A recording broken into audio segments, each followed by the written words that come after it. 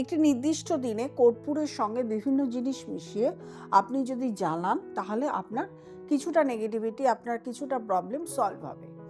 শনি এবং মঙ্গলবার কর্পূরের সাথে যদি লবঙ্গ মিশিয়ে আপনি আপনার বাস্তুতে জ্বালান তাহলে আপনার বাস্তুদোষ এবং নেগেটিভিটি কেটে যাবে। সোমবার এবং রবিবার এবং সোমবার এই দুটো দিন কর্পূরের সঙ্গে দারচিনি মিশিয়ে যদি জ্বালান তাহলে আপনার অর্থনৈতিক প্রবলেম সলভ হবে।